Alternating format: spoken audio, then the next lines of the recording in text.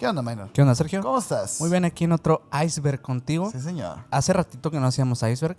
A lo mejor ¿Sí? y no lo sienten tanto porque nosotros de repente grabamos varios episodios, pero ya tenemos un ratito sin hacer uno de estos Iceberg. Oye, es verdad, ahora que lo mencionas, hemos estado grabando puros capítulos como tal. Sí, Que lo sepan, ¿no? Las personas tenemos dos tipos de formatos. Así el es. iceberg y el capítulo. así que es. que todavía no tiene su categoría como tal. No, porque pero- es un poco más libre, o sea, creo que son Ajá. conversaciones llevadas a las temáticas pues de misterio y todo esto, Sí. de diversos temas. El día de hoy traemos este Iceberg que está enfocado y dedicado a diversos personajes que Sí. tienen que ver con muchísimas cuestiones de la religión, porque sí, el día de hoy vamos a hablar del Iceberg de los santos.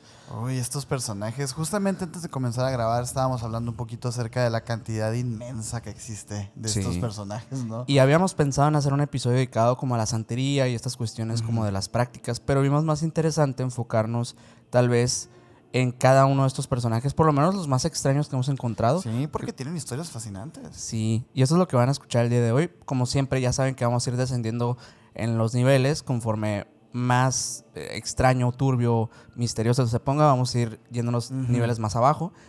Así que los invitamos a que se queden hasta el final para que descubran quiénes son los últimos de los niveles, porque son los Se van a más, sorprender, ¿eh? los más densos. Así que muchísimas gracias primero que nada por estar aquí. Deja tu like si eres nuevo o nueva. También suscríbete a este canal y síguenos en todas las redes sociales como Emisiones Podcast. A mí me puedes seguir como Minor Cordón en Instagram. A mí como Castellón Sergio en Instagram. Y a Mike que está atrás en los controles como MyGal99 en Instagram. Y el señor tiene 2 canales de YouTube para que vayan y lo sigan. Por favor, a eso nos encargamos muchísimo. Pero bueno, Minor, ¿con qué empezamos? Pues nivel 1, ¿no? Vámonos con el nivel 1. En el nivel 1 pensé muchísimo, porque pensé primero traer tal vez a alguien que fuera más conocido, pero luego también pensé en que me gusta empezar con alguien que no sea tan conocido, porque eso también abre como la puerta a las personas de que entiendan para dónde va este episodio. Sí. Así que para este nivel te traigo a un santo llamado San Simeón. San Simeón el Estilita. Un contexto muy breve, por allá en el siglo IV y V después de Cristo, el Imperio Romano ya estaba en esta transición. Ya sabemos, Constantino ya había legalizado el cristianismo, pero la religión aún estaba pues marcada por persecuciones recientes y cuestiones que derivaban de la herejía y todo esto, ¿no? Que ya saben, fue una batalla ahí, no solamente en cuestiones ideológicas, sino también físicas. O sea, Sí, fue no, se iban a las espadazos y a todo. a las hachas y de todo. En este contexto, en Siria, Egipto y en Asia Menor, surgió una corriente que se le llamó los padres del desierto. ¿Qué era esto? Los padres del desierto no solamente eran hombres, también, o sea, es un término, pero en realidad podrían ser padres o madres del desierto, Sí, sí, sí. porque eran hombres y mujeres que abandonaban las ciudades para vivir tanto en cuevas, montañas o en lugares prácticamente inhóspitos fuera de la civilización para llevar esta vida como una penitencia. Este concepto surge por una sencilla razón: el hecho de querer imitar la vida de Cristo de alguna manera, con el sacrificio más extremo.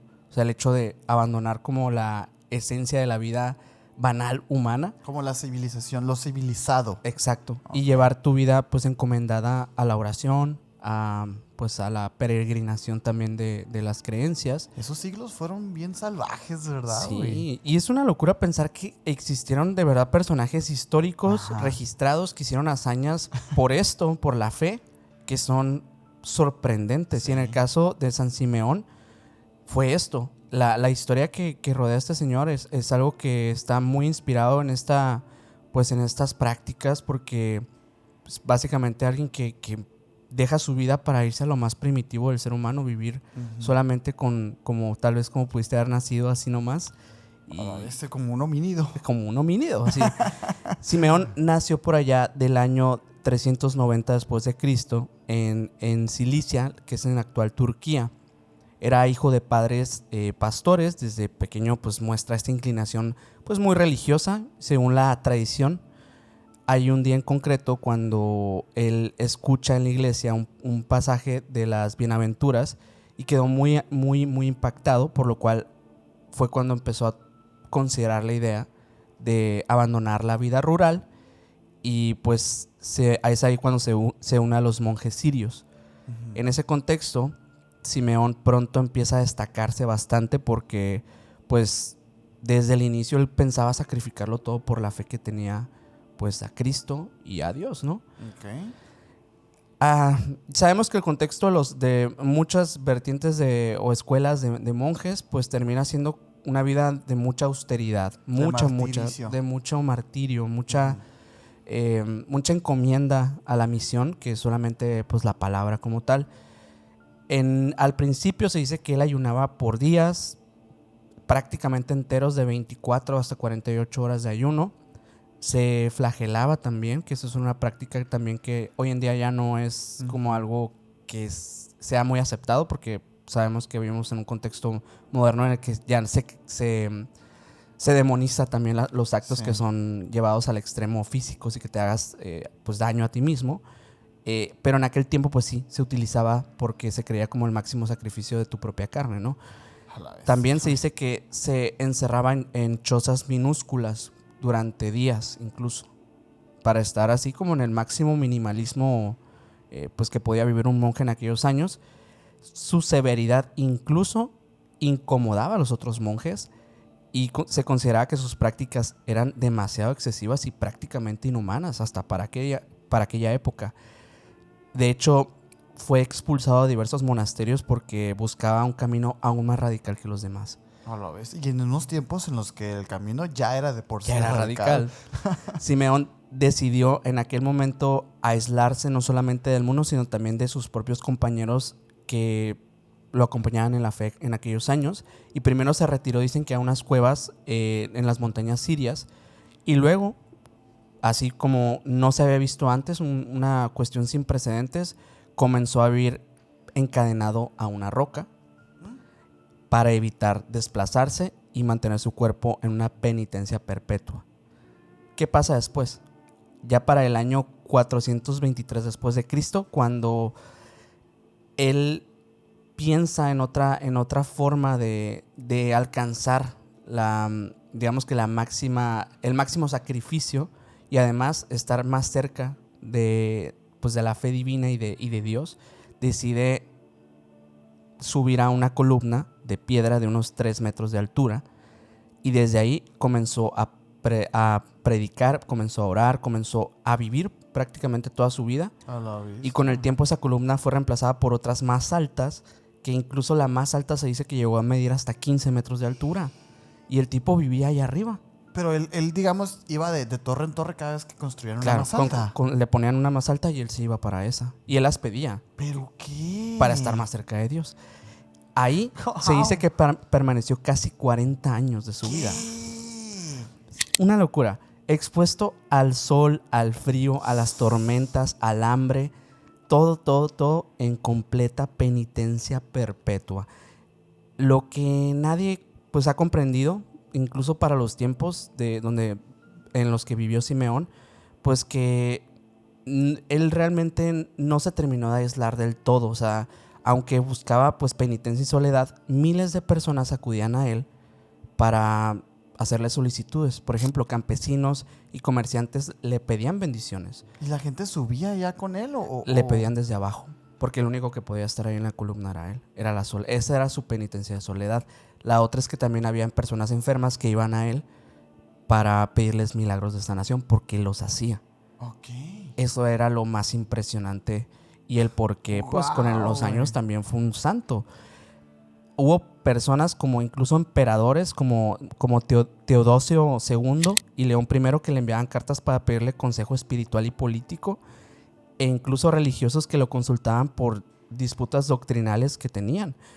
Desde ahí, en lo alto de la columna, Simeón se convirtió en la autoridad máxima de la región de Siria durante sus años, o incluso de todo el Oriente. Muchos dicen que fue la persona más santa de su época. Pero bueno, pronto surgió esta figura del estilita que según el término griego, stilos significa columna. Simeón fue el primero, pero no el único, porque después de él llegarían otros santos de columnas, otros estilitas. Que se volvió como un tipo de práctica. Como una tendencia. Una tendencia. Él creó una nueva forma de penitencia. Qué curioso. Y la fama de Simeón llegó incluso a Roma, y algunos obispos pues desconfiaron de estas prácticas, ¿no? Dijeron como que pues esto parece como algo que no es una influencia positiva directamente porque es demasiado extremista. No, y además, digo, que tiene... Es que es bien curioso porque te preguntas, ¿y qué tiene que este vato esté arriba de una columna? O sea, Ajá. ¿por qué eso lo hace más santo, no? ¿Por qué eso lo hace tener más criterio, digamos, como para recibir consejos políticos y todo eso? De una persona que solamente se subió a una columna y ya. Pero bueno, y es que yo creo que eso era lo que se le aplaudía también, ¿no? Como que el Es hecho, el sacrificio. Ajá. el sacrificio y además como lo auténtico que fue el acto tan único que hizo que nunca se había visto antes. Bueno, en resumidas cuentas, Simeón murió el 459 después de Cristo, después de haber pasado casi 4 décadas sobre su columna y su cuerpo fue hallado aún en posición de oración. Su fama era tan inmensa que sus restos fueron trasladados a Antioquia.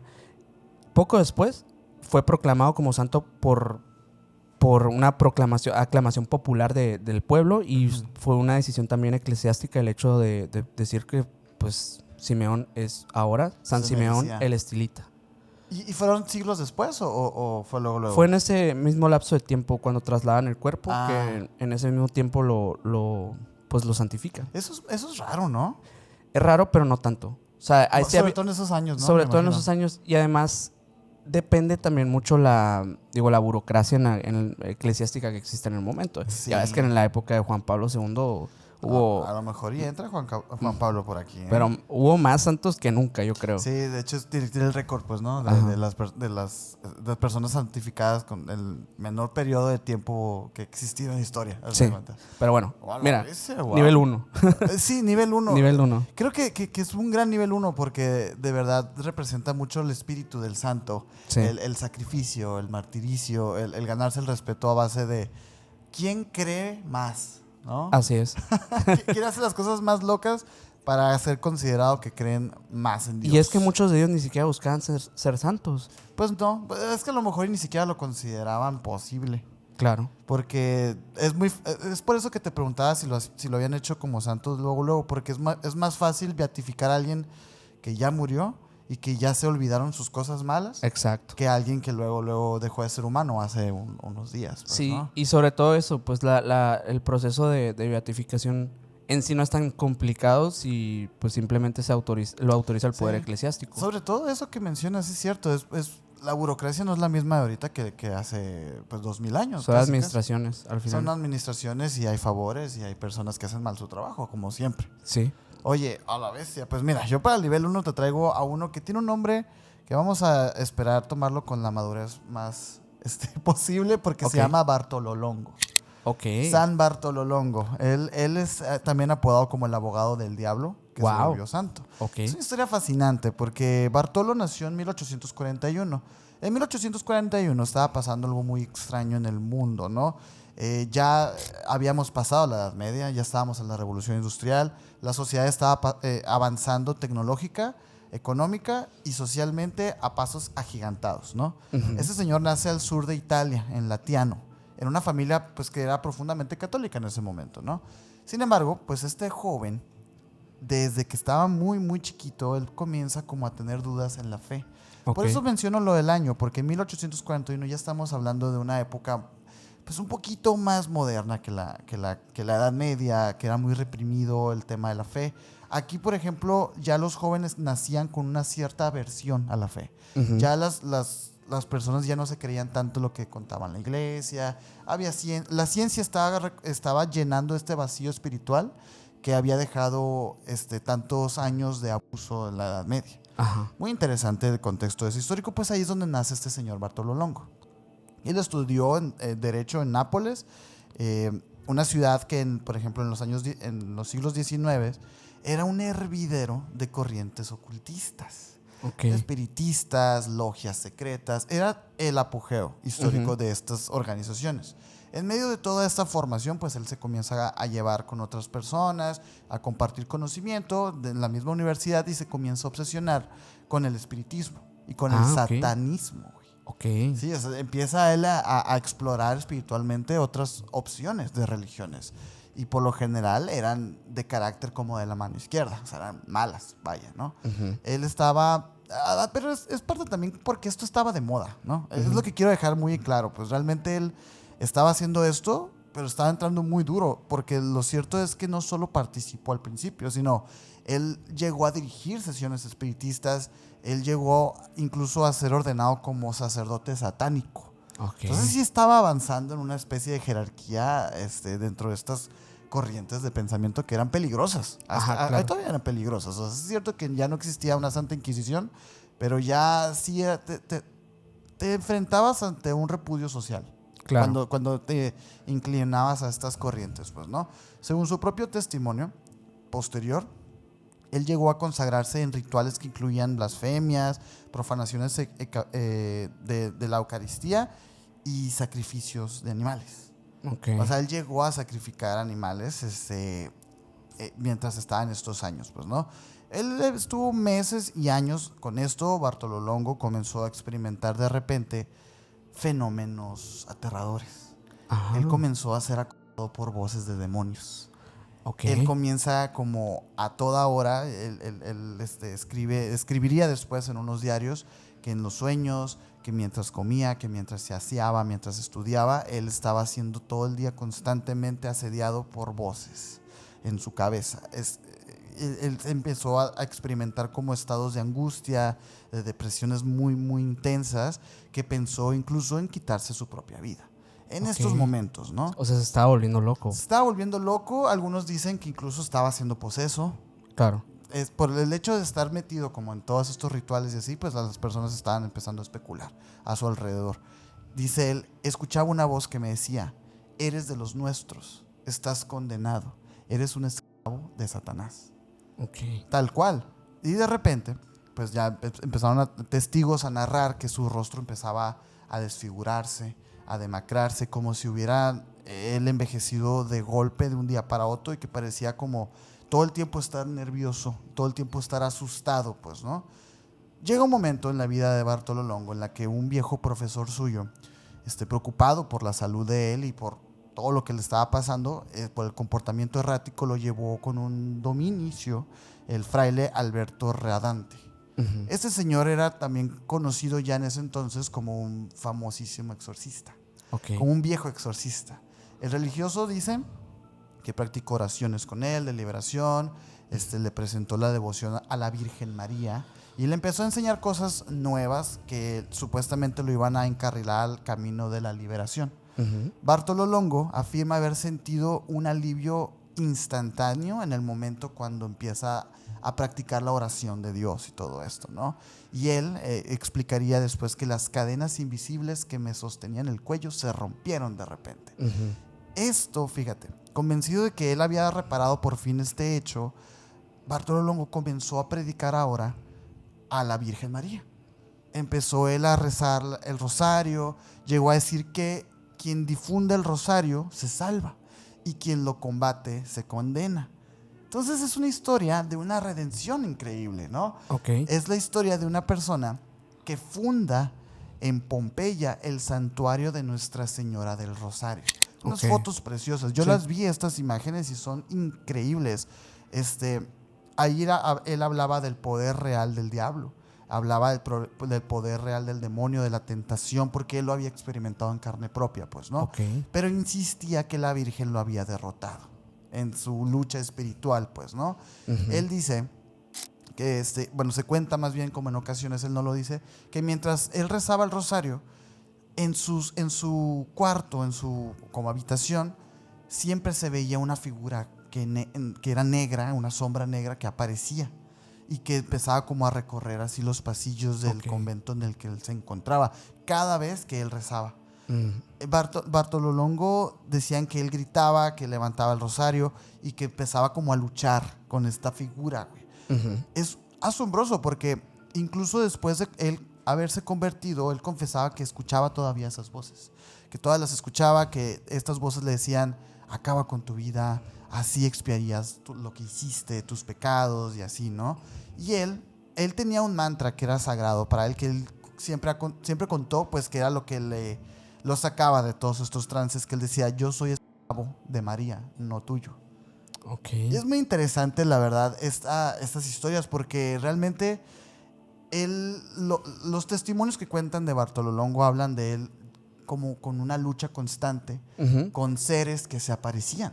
O sea, como con temas de fantasmas. Algunos testigos relatan que en la casa de Bartolo Longo se oían golpes, se oía que se arrastraban muebles, lamentos, todo. De todo tipo de ahora sí que experiencia poltergeist. Bartolo Longo lo tenía en su casa, pues, ¿no? Se los atribuye a los demonios que estaban furiosos con él por haberlos como traicionado, pues, ¿sabes? Y no es la única historia como de estos santos que se redimen de cierta forma y terminan como que en una historia así como enrollada con entidades demoníacas. Con una pelea interna, espiritual, como con estas personas. De hecho, en México tenemos un exponente muy famoso.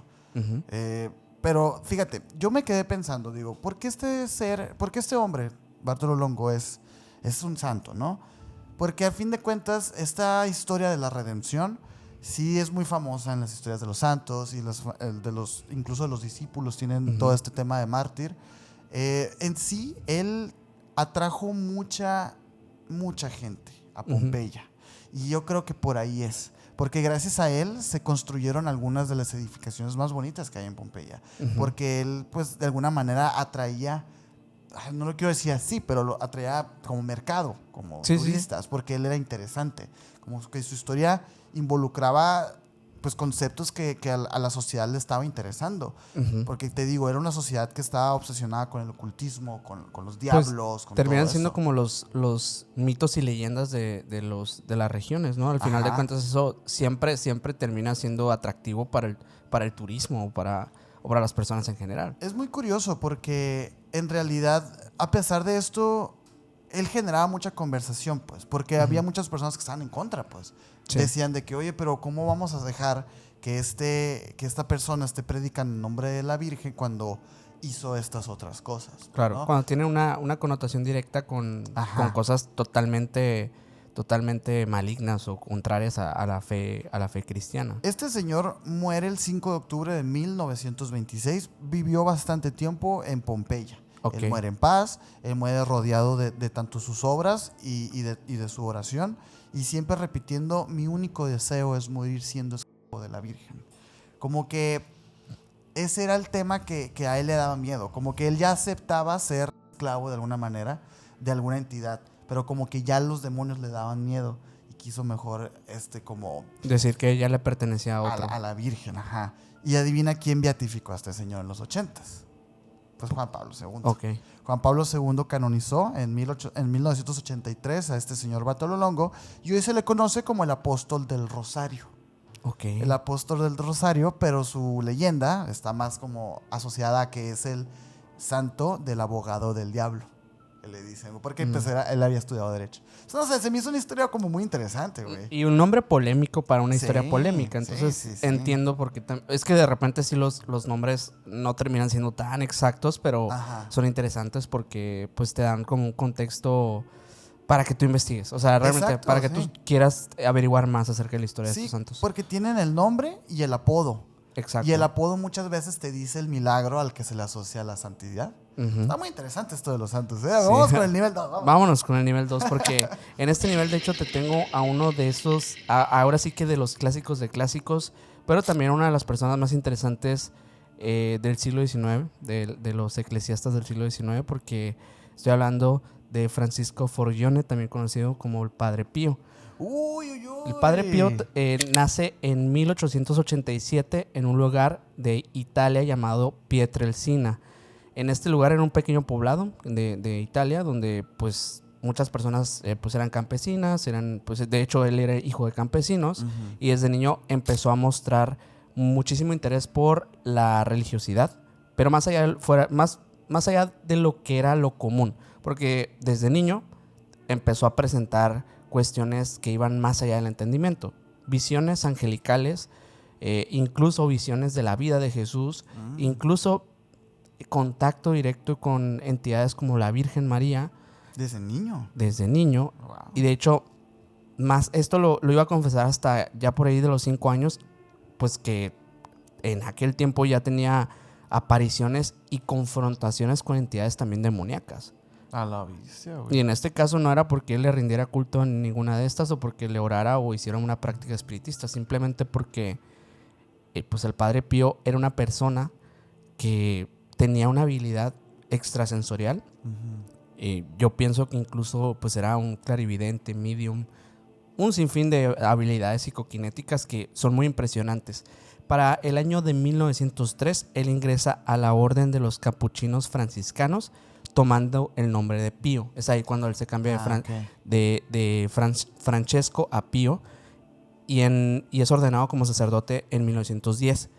Pasó sus primeros años pues aquejado de misteriosas enfermedades que primero pues ningún médico le decía qué era, nadie sabía qué era, porque primero empezaron como fiebres altísimas, luego dolores crónicos, luego sangrados inexplicables, cosa que al principio hizo pensar a muchos que tal vez era una persona simplemente muy enfermiza, que eventualmente iba a terminar teniendo alguna enfermedad que lo iba a desvivir o algo así, y que estaba destinado pues a morir joven en algún momento. Pero fue precisamente ese detalle de su cuerpo debilitado lo que le dio la característica principal, porque según los seguidores, Dios le dio señal, de cierta forma, como más allá de las habilidades, señales extraordinarias o un sello extraordinario a su cuerpo.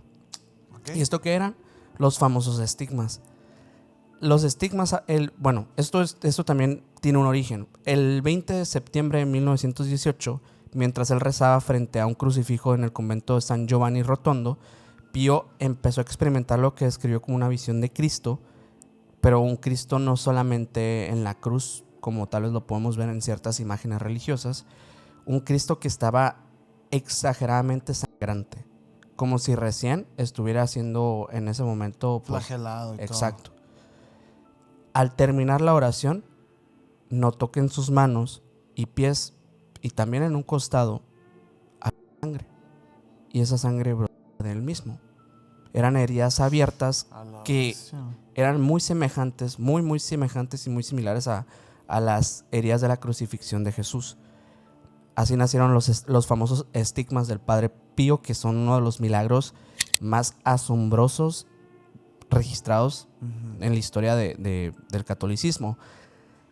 En estos estigmas permanecieron con él durante 50 años. Se decía que las heridas nunca se infectaban, pero que sangraban constantemente, y los médicos de toda Europa lo examinaron para poder o intentar explicar qué era lo que tenía, y ninguno dio con ninguna respuesta, por lo menos que fuera aceptable, ¿no? El olor de la sangre, según los testigos, era bastante peculiar. No era el del olor de a putrefacción, pues. Era olor a perfume de flores. Esa era una de las características del Padre Pío. Cuando la gente lo veía orar, principalmente en ese momento, él empezaba a despedir este olor, como a flores. Los estigmas, de hecho, en aquel tiempo incluso fueron polémicos. Y bueno, también estas características, ¿no? Del olor a flores y las visiones y todo esto, empezaron a hacer incluso una división dentro de la iglesia, porque muchos decían que pues sí, que era una prueba de la santidad que él tenía, y otros pues solamente decían que tal vez era un posible fraude, una persona que tal vez estaba exagerando demasiado para, pues, digamos que apasionar a otros al igual que él. La vida del Padre Pío en este punto no estuvo tan marcada solamente por los estigmas, porque en realidad fue una persona que vivió muchísimas cosas, se le atribuyen un montón de milagros, y hay muchísimas historias alrededor de su vida que se le atribuyeron fenómenos sobrenaturales. Esa es la parte interesante de él. Número 1, pues está el tema de la bilocación. Esto lo hemos mencionado desde hace años. Desde capítulo 1, yo creo. Yo creo que desde los primeros episodios, que el fenómeno de la bilocación es un fenómeno pues parapsíquico, parapsicológico, que está muy complicado de entender porque no hay una explicación. No. Pero en esencia es una persona que puede dividir, digamos, su alma, su cuerpo en dos, sí, o más. Sí cierto que es muy complicado porque son muy poquitos los casos que existen, pero sí son muchos. Y hay quienes también le dan este término o esta denominación como en alemán, que es el doppelganger, pero El en realidad doppelganger. doppelganger es una entidad maligna. En el caso del Padre Pío no era así. La cosa era que decenas de personas aseguraban que el Padre Pío estaba en diversos lugares mientras él permanecía pues en el convento.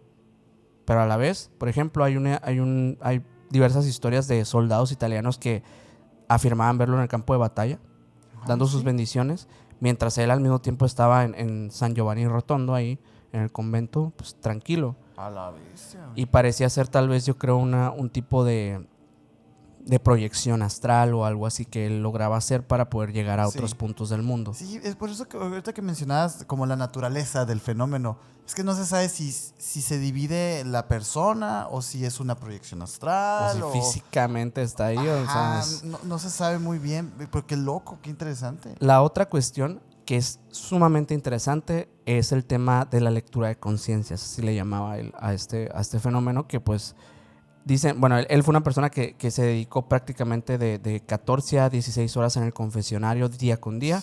Él confesaba un montón de personas y ahí tiene un montón de historias en relación a eso. Cuando cada persona llegaba con él, el Padre Pío ya sabía cuál era el pecado. En esencia era eso.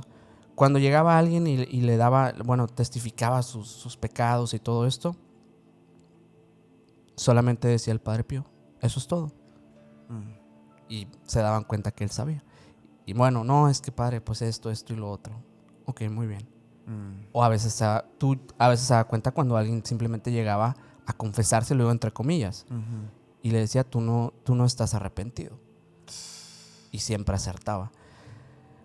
Por otro lado, pues sí, lo del perfume inexplicable, pues muchos también han intentado indagar acerca de este tema porque en varios momentos muchos testigos pues sintieron este aroma como entre dulce y muy penetrante, como si se echara un perfume así, la esencia del perfume a todo poder. Y esto pasaba principalmente cuando había actos de bendición o de oración sobre objetos, personas o situaciones. Y dicen que incluso en una cuestión de metros a la redonda se olía esto en todo el convento. Y sabía la gente, ese olor es el del Padre Pío. Qué curioso, esa es una constante. Es una constante, sí. Las sanaciones milagrosas fue otro punto muy interesante porque a pesar de que él nunca pudo sanar esas heridas, él podía hacer que miles de personas que pasaron por él sanaran de diversas enfermedades, diversas cuestiones que eran prácticamente pues incurables, algunos desahuciados incluso. Y estos fenómenos pues lo dejaron a él o lo convierten a él como uno de los santos más milagrosos de la historia. De hecho, pues hasta el momento de su muerte se le registraron diversos milagros. O sea, de verdad, hasta que él dejó en nuestro plano, el tipo siguió haciendo milagros. Y a pesar de que este señor tuviera tantas cosas, pues en teoría positivas, desde los años 20 el Vaticano le empezó a prohibir celebrar la misa en público y confesar, sospechando que había exageraciones de manipulación de la gente. Y hubo informes internos que sugerían que las heridas podían ser mantenidas artificialmente. También circularon rumores de relaciones indebidas con mujeres devotas, nunca comprobadas, ¿eh? Nada estuvo comprobado, nada de esto. Y durante muchos años vivió bajo obediencia estricta y bajo vigilancia prácticamente día con día. Pero jamás negó los dones que se le atribuían. Con el tiempo el pueblo se impuso, la multitud, muy fiel a él, viajaba para verlo de cerca, para ver qué era lo que hacía, y la iglesia tuvo que, pues, retractarse de estas consideraciones y dejarlo. Es que ¿por qué la iglesia tendría que hacer eso contra sus propios eclesiásticos? Porque les da miedo. Pero, ay, a la vez, qué tontería. Hay una teoría por ahí que se habla mucho de los archivos secretos del Vaticano. Dicen que hay libros ahí que hablan de cuestiones,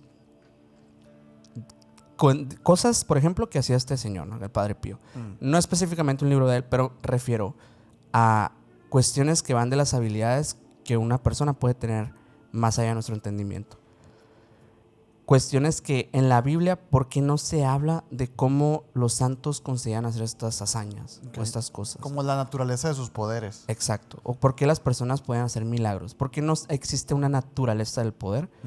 Es porque posiblemente esas obras o esas cuestiones que incluso las personas de épocas mucho anteriores a las del Padre Pío ya se preguntaban, seguramente escribieron de ello. Y seguramente hubo personas que hablaron de esto, pero toda esta información quedó enterrada y seguramente confiscada por el mismísimo Vaticano. ¿Qué les habrá dado miedo? Que la gente común aprendiera, Yo pienso que sí. que aprendiera esos dones acá. Yo pienso que sí. Bestia, Hay por ahí un libro que hablan de, bueno, que habla justamente de eso de las activaciones de esta glándula pineal. No es la glándula pineal como tal, pero lo llaman así como la esencia divina. O sea, la activación de la esencia divina proviene también de una parte de nuestro cerebro que se puede activar de cierta manera. Y sí, tiene que ver con esta meditación que le podemos llamar oración también. Sí. Le podemos llamar oración y la conexión que tienen estas personas con esa fuerza, con esa energía que está entre nosotros. Y yo creo que el Padre Pío lo entendió, mas nunca lo pudo hablar porque todo el tiempo estuvo siendo vigilado. O sea, bueno, fue prohibido sus misas y todo. Entonces, ¿cuándo llega el momento en el que es canonizado? No, ellos se retractan. O sea, ok. en los años 20 se retractan de esto mismo. O sea, lo prohíben por un tiempo, pero luego se retractan. Y a raíz de esto, él en San Giovanni Rotondo vivió básicamente gran parte de su vida. Y se construyó un hospital en este mismo lugar, que fue una obra impulsada por el Padre Pío. Y esto, digamos que lo consolidó como líder social en esta región. Ya por esos años, pues ya era una persona sumamente respetada, era una persona que todo el mundo pues lo veía como, pues sí, como un líder religioso. Y el Padre Pío ya el 23 de septiembre de 1968 muere, exactamente 50 años después de recibir los estigmas. Como si fuera parte de un periodo. De un periodo que tenía que cumplirse. Sí. La noche anterior, según muchos testigos, oró con las últimas fuerzas que le quedaban y sus heridas cerraron misteriosamente, dejando solamente cicatrices en lo que en algún momento fueron los estigmas. Su funeral llevó a miles de personas, se dice que más de 100,000 personas asistieron, viajaron a este pequeño pueblo para despedirlo y el pueblo italiano pues celebró la vida del Padre Pío en el momento también de su funeral. Y con el tiempo los testimonios sobre los milagros atribuidos también pues fueron creciendo y tras décadas de investigaciones la iglesia reconoció oficialmente las curaciones y adivina quién lo canonizó. Juan Pablito. Juan Pablo II en 1999 fue canonizado como San Padre Pío de Pietrelcina en una de las ceremonias más grandes del Vaticano, de la historia del Vaticano. Fue donde se celebró esta canonización. Qué gran vida. Digo, me quedé con un montón de dudas del Padre Pío. Ya sabemos que se los dijimos por ahí que hay muchas historias. Si les gustaría que hablésemos del Padre Pío, de su vida y obra, ahora sí. Sí. Es un gran personaje. Es un gran personaje que tiene muchas historias interesantes y esto de las mujeres hay que investigarlo. Vamos a ver. Vamos a ver qué tan cierto Pero bueno, es. este es nivel 2, el Padre Pío. Esto de la vida con dolor y la vida pues sufriendo es como muy común de los santos. Y yo para el nivel 2 te traigo una persona que fue canonizada como santa y se le conoce como la santa del dolor perpetuo. Ok.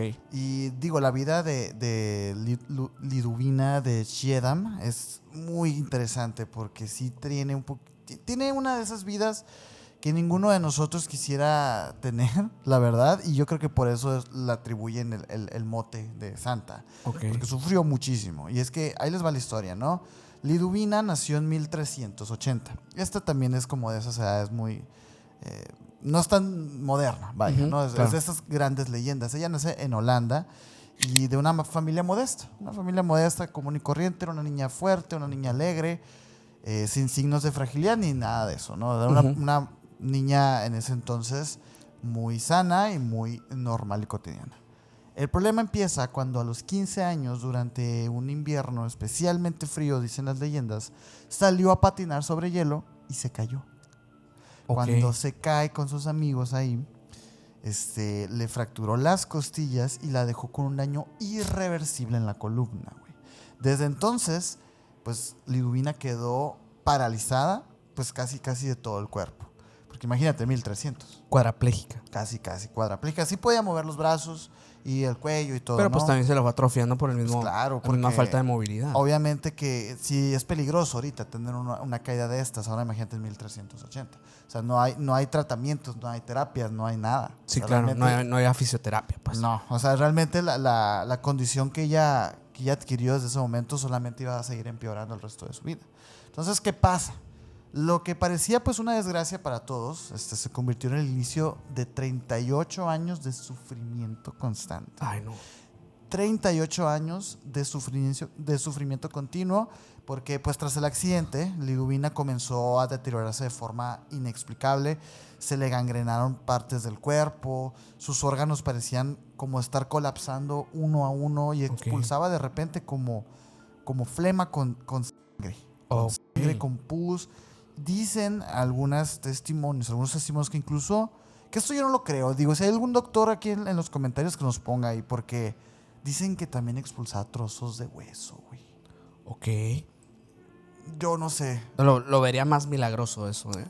Es que, exacto, porque ya desde aquí empieza el milagro. Ok. Porque se supone... Que de milagro no le veo mucho, pero ok. Ajá, o sea, milagro porque es algo inexplicable, pero claro, en realidad no es algo bueno. Un fenómeno parapsicológico, sí. o sea, no sí, sé. porque te digo, o sea, realmente no hay ninguna cavidad en la que pueda entrar un hueso y luego lo saques, ¿sabes cómo? Claro. Sin embargo, este pensamiento, obviamente que los médicos de ese entonces, los médicos medievales, por supuesto, pues tampoco pueden explicarlo. Ni siquiera en el medievo se atrevieron a explicar algo tan insólito, pues. Lo describieron como un cuerpo que se estaba consumiendo vivo desde dentro. Qué horrible. Muy, muy, muy trágico. Testigos aseguraban que también su piel como que se empezó a cubrir de llagas, que empezó a cambiar de color a algo más grisáceo. Tal cual, un cuerpo que se está deteriorando desde destruyendo. adentro. Sí, desde adentro. Lo aterrador de todo esto es que pese a todo, ella no parecía como verse afectada ante esto. O sea, ella seguía viva, su cuerpo resistía todo esto. Y Ludovina interpretó su dolor como una participación de la pasión de Cristo. Una especie de estigma también. Como que se le interpretó como que no eran los típicos estigmas de las manos. Porque ya ves que se habla del estigma como las heridas de Cristo, pero hay algunos que le salen en la frente una cruz y dices, eso nunca le pasó a Cristo, ¿no? Pero es como más bien otro tipo de... Ajá, son marcas estigmas sobrenaturales. Vaya. Asociadas a la cristiandad. De todos los biógrafos, siempre hubo como un consenso en el que Liduvina nunca maldijo, nunca se rebeló, nunca aventó el polémico ¿por qué? ¿No? Ella consideraba esto como un tormento, que era un regalo divino, que era un regalo de Dios. Ella misma narraba que en las noches sufría ataques de desesperación porque ella contaba que el demonio venía a mi lecho, dice, riendo y susurrándome que blasfemara contra el Señor y que si hacía eso, el diablo me iba a curar. Pero ella como que nunca quiso. Entonces, de ahí parte un poco como la historia de su martirización, porque estas luchas interiores eran descritas por quienes la rodeaban, porque en sí como tal no eran peleas visibles, pero se escuchaban los ruidos. Se escuchaban cómo Liduvina desde el otro cuarto, se escuchaba cómo gritaba y cómo empezaba uno a gritar de dolor y otro a gritar como vete de aquí. Como que hablaba con cosas. Sí. Okay. Obviamente, digo, a lo mejor sería muy sencillo decir que estaba delirando por el mismo dolor, como alucinando y etcétera, pero aquí lo que hay que destacar es que, bueno, a pesar de esas presuntas alucinaciones, ella seguía firme. Y eso es lo que la convertiría después en una santa. Porque, pues, uno de las cosas que también fueron muy espeluznantes de la vida de Liduvina fueron sus experiencias místicas. Porque, aparte de resistir todo este tormento y todo este dolor, ella decía ver como a las almas de las personas. Como que ella en sueños veía un lugar ardiendo en fuego así, en el que había personas quemándose. Entonces como que ella escuchaba las súplicas de esas personas y estas personas le decían, reza por nosotros, ayúdanos a salir. Y ella rezaba por ellos. Y, O sea, había almas en pena. sí. O sea, Ok. como que se supone que ella tenía visiones del infierno y que a su vez tenía la oportunidad de ayudarlos. de ayudarlos, güey. Entonces está muy interesante. Ok. Ella contaba cómo los demonios intentaban arrastrarla a las almas estas y a ella misma, y aseguraba incluso haber visto a los condenados atormentados por animales también monstruosos, unos críptidos por ahí, Mm. unas descripciones Como muy estas raras. bestias que aparecen Ajá. en el infierno de Dante. De hecho, o sea, ella describió paisajes, ella describió cosas que quizás algunas personas le atribuyen a cierta inspiración de Dante Alighieri, Ok. a esta santa. Porque sí contaba cosas muy extrañas que, digo, ya hablamos en el capítulo de Dante Alighieri del libro del infierno, pues que Dante sí se inspiró de varias historias y de varias mitologías. O sea, realmente no es que sea la historia de ella, pues. Pero pues ella también conforma parte de la inspiración para Claro. luego hacer el infierno, pues, ¿no? Pero pues no más ella describía el infierno, también describía paisajes luminosos, paisajes en personas con paz, o sea, como que... Llegaba a otra, o sea, tenía escalas a otras dimensiones. Exacto, eso es justo a lo que quería llegar, porque estas visiones pues fueron recopiladas en un libro por su confesor, que era el sacerdote Juan Brueggemann, que las dejó como uno de los testimonios más crudos y místicos de la desvariación entre infierno y cielo. Como que ella tenía estas visiones y estaba tan al borde de la muerte todo el tiempo que parecía como que tenía acceso a estas Ok. cosas, güey. Entiendo. Ella también alcanzó estos estados de meditación ayunando de una manera extrema, porque algunos testimonios dicen que ella vivió incluso décadas sin alimentarse. Ok. Pues lo cual ya es imposible, ¿no? Sí, claro. Ya pon tú que sean exageraciones del mismo relato. Pero si destacan el ayuno extremo, no descartemos unos 2 o 3 días sin Claro. comer, güey. Sí. O sea, a lo mejor no décadas, pero 2 o 3 días se fueron sin comer. Que son bastantes. Son muchísimos, muchísimos. Además de esto, pues las llagas y todo esto, algunas se asociaban a las de Cristo, a las heridas de Cristo, y por eso también como que decían que eran los estigmas clásicos de Cristo, etcétera, Ok. pues, ¿no? Era una locura. El horror para los que la visitaban era algo muy, muy, digamos, traumático, porque sí, esta liduvina también fue muy famosa en Europa y acudían muchos peregrinos a recibir su consejo, a recibir su bendición. Ujú. Algunos regresaban aterrados por la visión de una mujer, pues que era en un cadáver vivo, básicamente, que estaba inmóvil con unos ojos que dicen que ella, entre más avanzó en su vida, pues ya no podía moverse, pues se le fue atrofiando ya todo el cuerpo, pero decían que sus ojos despedían tanta vida que cuando veía a las personas encontraban confort en esos ojos muertos, pero no estaban muertos, era de una persona que estaba más viva que nunca, güey. Ujú. A mí me parece fascinante la historia. Sí, pues, ¿no? una historia muy, pues fuerte, ¿no? O sea, Es fuerte, es es una fuerte. historia fuerte, pero al final de cuentas por esto mismo, pues se terminan beatificando estos Sí, personajes. porque es la santa del dolor perpetuo. Sí. Y de hecho, pues hay personas que todavía le rezan, hay personas que, en cuestión, por ejemplo, de los enfermos, sobre todo. Sí, personas que tienen enfermedades, Ajá. pues tal vez duras, ¿no? De este Sí. tipo, que crónicas, crónico-degenerativas o cuestiones Sí, que, sí, sí. que no tienen un reparo como tal, pues tal vez sí. Y es a quien se le encomiendan. Qué fuerte todo esto, ¿no? De la visión de los santos. O sea, como una persona con una enfermedad crónico-degenerativa, Ajá. perdón, se encomiendan a un santo que también tenía una enfermedad Pues, crónico-degenerativa. O sea, sí, como la empatía siempre del ser humano, ¿no? Sí. Sí, Wow. y de hecho, o sea, hay santos incluso para cada enfermedad. Para cada enfermedad, sí. Prácticamente. Pero es justo eso lo que hace a estos personajes tan enigmáticos y tan peculiares. Así que con esto pasemos al nivel 3. Venga, venga. Nivel 3, yo creo que aquí empieza una cosa ya rara. Una cuestión... Porque si no Sí. creían que estaba raro. Sí, en este nivel yo tengo una personaje que es muy interesante, porque para empezar ni siquiera se sabe exactamente si existió, y eso es lo que la hace más misteriosa. Esta es Santa Wigelfortis. Santa Wiggle-Fortis es una santa que surge en la Europa medieval.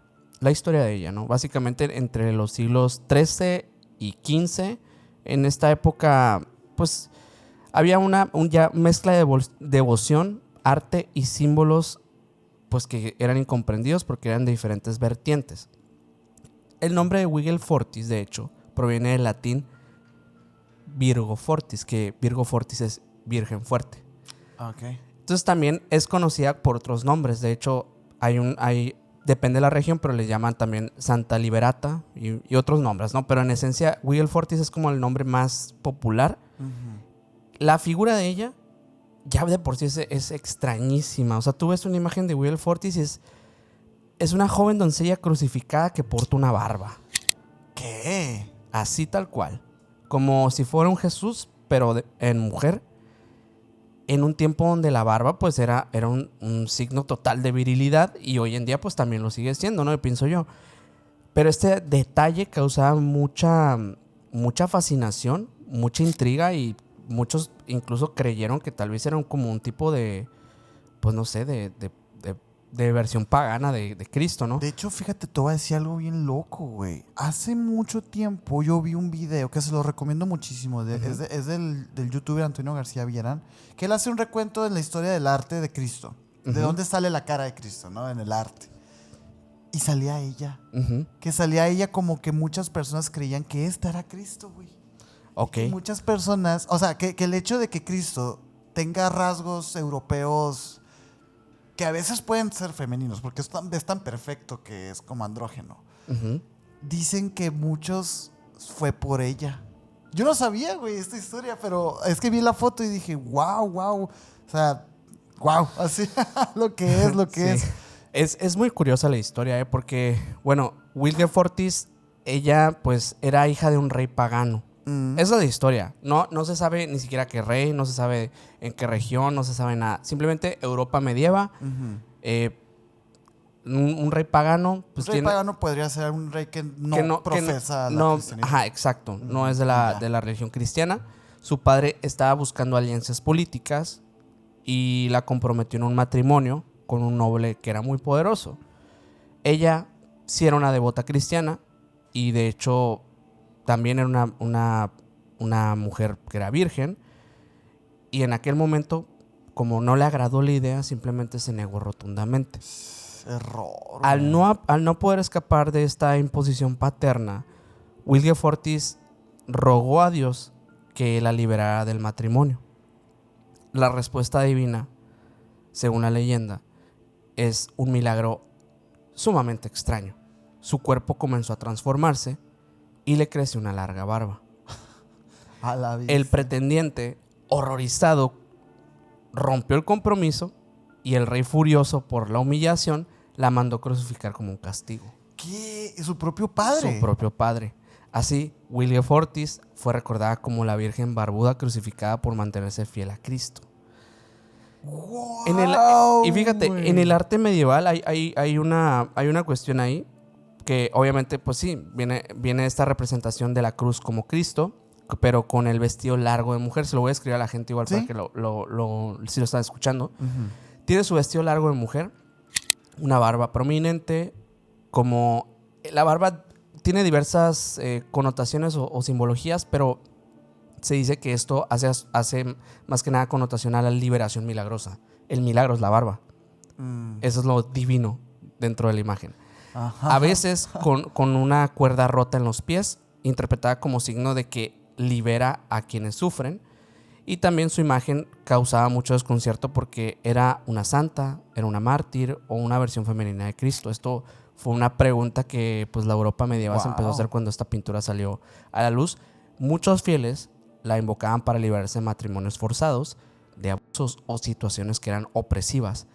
Y de ahí pues salió un nombre en inglés que se le considera como Saint Ucumber, que es, digamos, la que descarga problemas.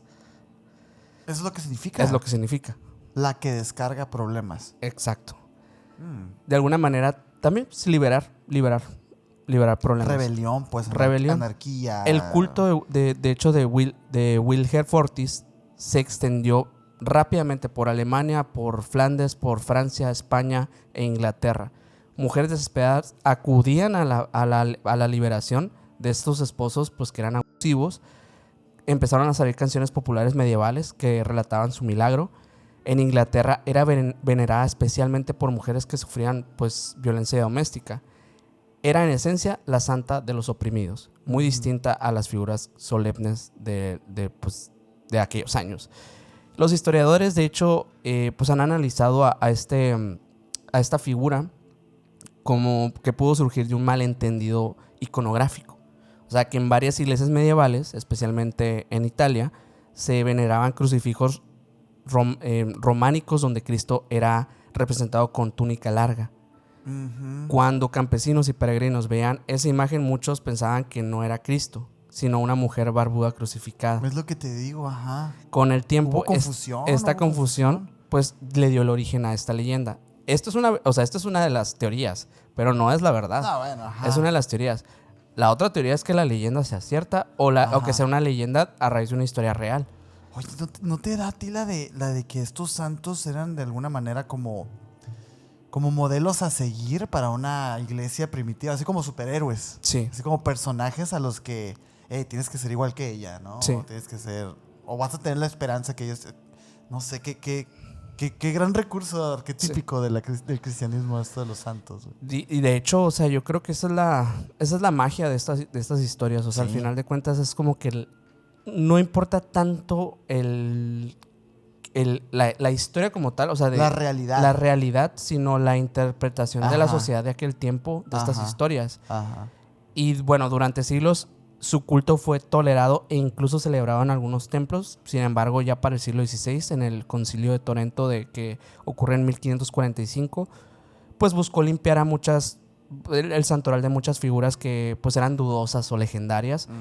Y pues Wilgefortis fue eliminada del calendario oficial. El Vaticano declaró que su historia era una confusión iconográfica y no hay un caso real pues detrás de este martirio. Pese a ello, en muchos pueblos todavía europeos sigue siendo venerada. Pues no en secreto, pero sí como que ya no como de forma canónica. Es que sí está chistosa la historia, güey. Es muy curiosa. Es O como, sea, es como una leyenda medieval.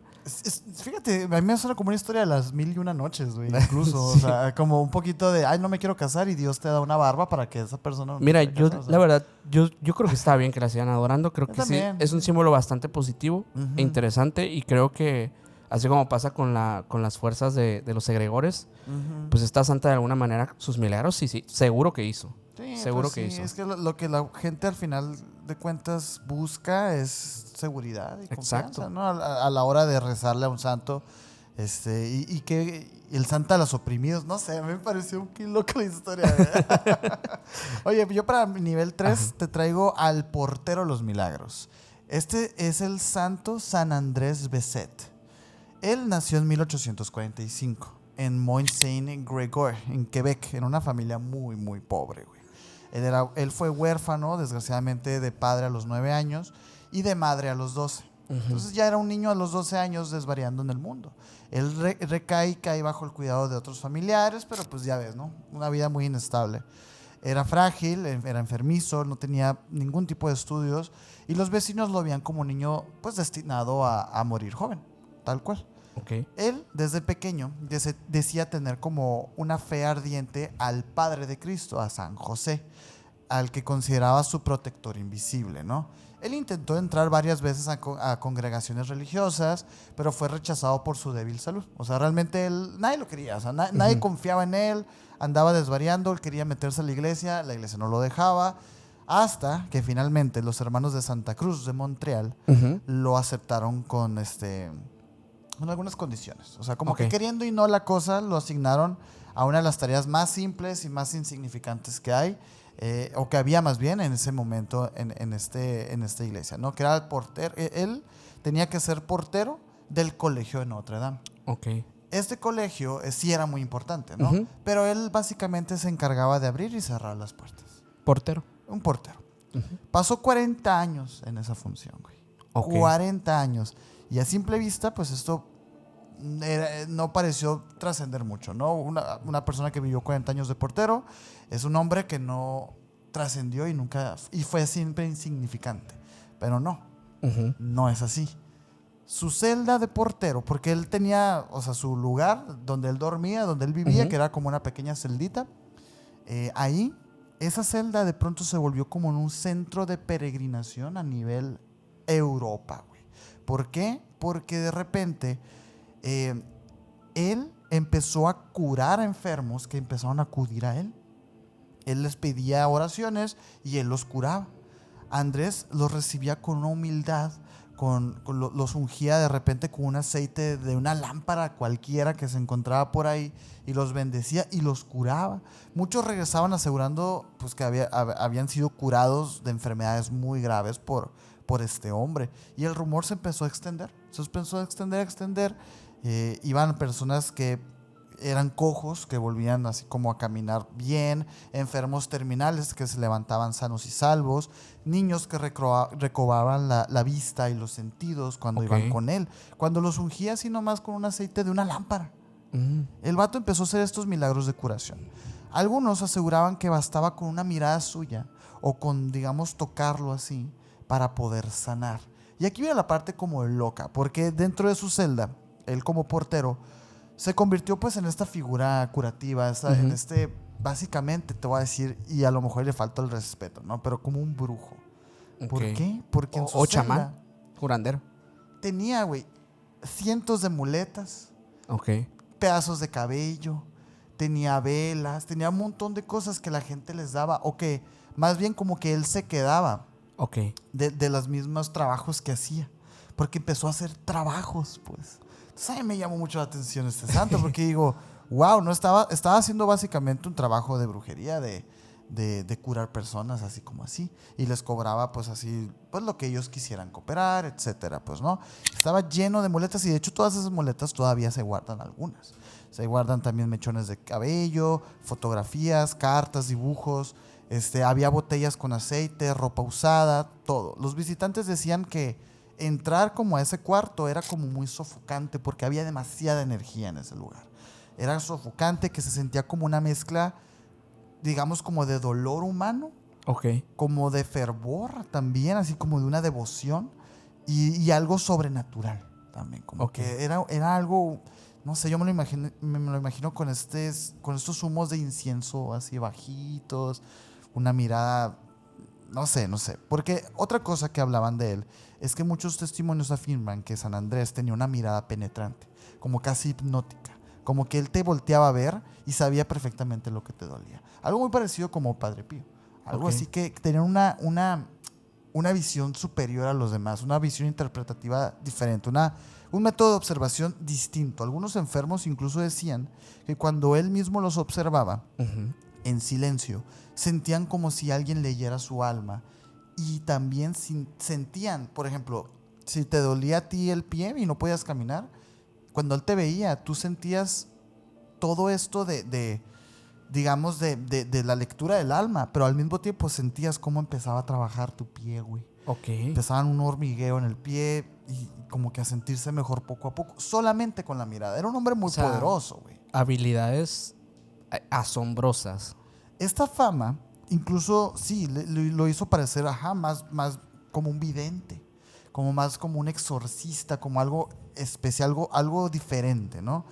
Gracias a él se construyó la oratoria de San José, porque acuérdate que él era muy fanático de San José, porque a pesar de la humildad que él tenía, insistió durante años en que debía construirse un santuario a San José en Montreal. Existe este oratorio y es muy interesante porque la gente al principio lo tomó como un loco, porque ¿quién es tú para pedir algo así? Pero poco a poco y gracias a las donaciones y a que él decía que si él construía este santuario a San José en Montreal, él iba a poder seguir curando, como que es lo que le había Mm. pedido Ok. Dios. Así como que Dios me dijo, hagan esto y si lo hacen, voy a Va a seguir ver. curando. Y poco a poco pues se fue juntando las donaciones y ¡pum! Se construyó, güey. Entonces a mí me parece como fascinante. Lo más loco de esto, o la parte como digamos tenebrosa, es que algunos hermanos de la congregación afirmaban que dentro de la celdita de San Ujú. Andrés decían que veían orbes volando, como que veían luces. Orbes luminosas. Ajá, orbes luminosas, que veían sombras moverse dentro de la celda. Okay. Muy extraño, y que decían, y otra vez volvemos a lo mismo del aroma, porque decían que olía a rosas. Curioso, ¿no? Sí, güey, eso de las rosas, yo no lo había topado tantas veces. Uh-huh. Pero sí es cierto que es muy presente esto del aroma a rosas cuando se habla de milagros. Sí, lo he escuchado también. Hay personas que lo han visto en cuestiones de... Bueno, no lo han visto porque es oler. Es una... Sí, o sea, les ha pasado que cuando un familiar fallece, huele a su perfume. Sí. Eso sí lo he escuchado. Sí, y muchas veces. Pero no, digo, en general no es como muy normal que... No es un fenómeno muy, muy tradicional. Ay, a mí una vez sí me contaron una historia, digo, paréntesis del iceberg, ¿no? De una persona que en un quirófano, esta persona era enfermera, que en un quirófano pues tuvieron un paciente que perdió la vida. Uh-huh. Y que de repente que ella le tocó como, digamos, limpiar un poquito el quirófano. Y que decía que olía mucho a canela. A canela, pero muy... Y son como olores primarios de cosas. Ajá, o sea, no es sí. como que huele a perfume pero sí es cierto, huele a rosas. Ajá. Huele a eso, algo a muy vainilla. No sé. A vainilla, así como sí. Cosas que son esenciales, ¿no? Ajá. Que son de esencias. Y dice que esta persona me contó que cuando terminó de limpiar y todo, que salió y que le preguntó a todos los que habían estado participando en esa operación, los empezó a oler así, a ver quién era, pues. Y que dice que no era nadie, güey. Qué okay. Loco, ¿no? Pero qué bueno, es parte como también de la presencia. Claro. El tema de los olores, de ver como, digamos, sombras por ahí. El caso es que este santo muere a los 91 años y a mí me sorprendió la cantidad de personas que desfilaron para ver su cuerpo. Dicen que fue más de 1 millón de personas las que acudieron a su funeral y que su entierro fue descrito como una manifestación de poder espiritual que cubrió Montreal con un velo de misterio. Okay. Muy interesante. La canonización fue más bien dictada por Benedicto XVI en 2010. Uh-huh. Y pues para muchos realmente fue polémico porque sí era una figura, un modelo de humildad y de fe, pero otros como que resaltaban más el tono como casi inquietante de la figura, porque como te digo, era más leído o interpretado por otras personas como más bien un brujo, como alguien que estaba pues haciendo prácticas pues paganas o algo raro, ¿no? Uh-huh. Y es por eso que tuvo polémica, pero lo cierto Miedo es que... de la iglesia. Sí. Miedo de la iglesia. El oratorio de San José, aún ahorita, guarda amuletas. Vamos a ver si encontramos algunas fotos. Guarda amuletas, guarda algunos objetos de miles de peregrinos que fueron sanados por este santo. Pues ¿cómo ves? Muy interesante la historia de este señor también, ¿eh? Sí. Y curioso, pues, tanto tiempo pues haciendo pues algo tan simple. Años, algo tan simple, ¿no? Me recordó mucho a los relatos así como de Pachita, como de estas mujeres o de pues estos de vidas hombres. Sencillas, ¿no? De vidas de que, deja tú como ay, ven, yo te curo, pero no sabes ni qué tengo, no sabes a lo mejor escribir, no sabes a lo mejor leer. No necesitaban. No, aquí está, hasta acá. Y es algo más simple. Es algo, sí, yo a veces así lo pienso. Sí. Y como que este relato me recordó mucho a eso. Sí. Oye, vamos a pasar al nivel 4. Vámonos al 4. En este nivel yo te tengo pues a un santo que también ha sido muy olvidado en la historia, pero su historia es muy, muy interesante y por eso mismo pues se ganó un puesto 4. Así que va a estar interesante. Este es San Nicolás de Tolentino. Ubiquémonos en el siglo XIII, en el centro de Italia. Ahí es donde ubicamos donde nacería Nicolás de Tolentino. Estaba pasando todo. Sí, en Italia. Sí. Literalmente. En 1245 él nace y él fue uno de los santos más populares de su tiempo. Y digo, al día de hoy ha sido algo pues rezagado, no sé. Hay otros que han ganado más popularidad. Su historia, pues te digo, estaba en un periodo pues, de muchas cuestiones ahí políticas. Por lo mismo, pues hay como mucho detrás del contexto de su vida. Que, bueno, él nace en un lugar llamado San Angelo in Pontano, en la región de Marcas. Él fue hijo de una familia pues muy modesta. La tradición cuenta que sus padres no podían concebir un hijo. Y habían peregrinado al santuario de San Nicolás de Bari para pedir un hijo. y al nacer le dieron pues su nombre en señal de gratitud. Desde niño mostró inclinación a la vida pues de la fe, pero de una manera, ya sabes, como estos personajes que estamos mencionando. O sea, rezaba constantemente, Ayunos. repartía, fíjate, más que nada era una persona como que más muy inclinada a la vida como del piadoso, así le llaman, ¿no? Él repartía limosnas, llevaba una vida muy austera, pero por ayudar a los demás. Okay. A los 18 años ingresó a la Orden de San Agustín. Se ordenó como sacerdote en 1271 y Nicolás pasó por varios conventos hasta establecerse en Tolentino, donde ejerció su monasterio durante 30 años en este lugar. Y sí, o sea, hubo cuestiones que pues él toda la vida practicó, como muchos de estos santos que hemos estado hablando, pues sí, los ayunos eran parte de este sacrificio. Pues comía pan nada más, agua, algunas verduras nada más, pero todo lo demás.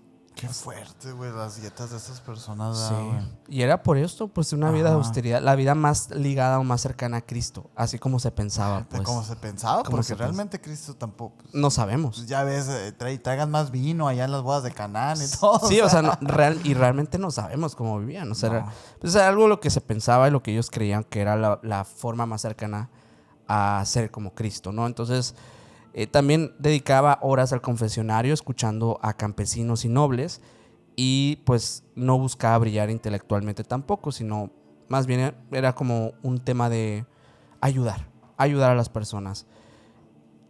Había cuestiones que, digamos que le empezaron a dar esta fama porque él fue conocido como una persona de estas que hacen milagros, más que nada. Por esto mismo, no es tanto que la vida de él tuviera como de repente estas cuestiones como okay, ya te entendí. Polémicas, como pasa con muchos de ellos, sino que más bien él hizo muchas cosas. Una de las cuestiones que a mí me sorprendió muchísimo, porque lo quise traer a este punto, es que se dice que cuando él repartía pan a los pobres, a las personas de escasos recursos, siempre alcanzaba, pero no de una manera, o sea, natural. Sacaba y multiplicaba el pan. Wow, güey. O sea, eran milagros de Cristo. Ajá. Obviamente que también tenía el tema de las sanaciones misteriosas, pero esto del pan a mí me parece una locura, o sea. Sí, bueno, a ver, es que de la lista de milagros, ok, sí. De hecho, hay unos que son específicos muy interesantes, güey. Se originó a raíz de esto una tradición de hacer entrega de estas cuestiones a personas, pues en estas regiones de Italia, a darle pan a las personas, o comida, ¿no? O sea, ofrecer, digamos que algo a las personas, y se le llama a esta tradición los panecillos de San Nicolás. O sea, ¿a poco? Por este milagro que él hacía. Hacía sanaciones también de índole misteriosa, enfermos muy graves que se recuperaban tras su bendición o al comer un trozo de pan que él había tocado. También se dice que este señor fue uno de estos santos que tuvo contacto con personas que fueron posesas y realizaba exorcismos prácticamente de manera milagrosa, ni siquiera con el rito tradicional del exorcismo. Un exorcismo con solamente tocarlos los liberaba. Tenía el don de la liberación. Y esto pocos de ellos lo tienen. Uy, a la vez son bien poquitos de los que tienen ese Estamos poder. hablando de uno de los santos como más hacedores de milagros. Por eso creo que es de los más importantes. Además, se habló mucho de las profecías también de este santo. Profecías. 1300 estamos hablando, ¿no? 1200, 1300, Okay. principios de 1300.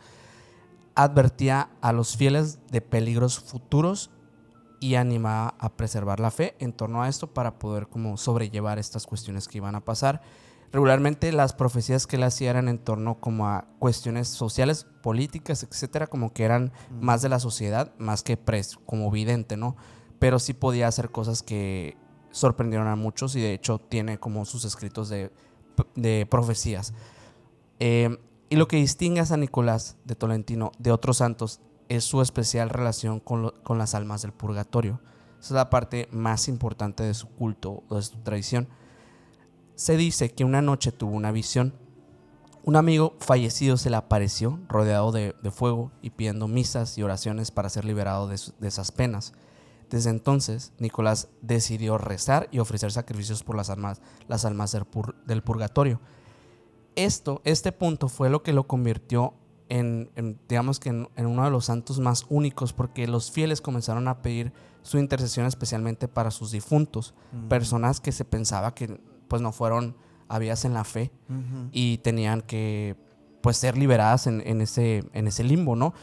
Este señor fue uno de los santos que dedicó sus oraciones a las almas del purgatorio. Bueno, es que él tenía el don de la liberación, pues.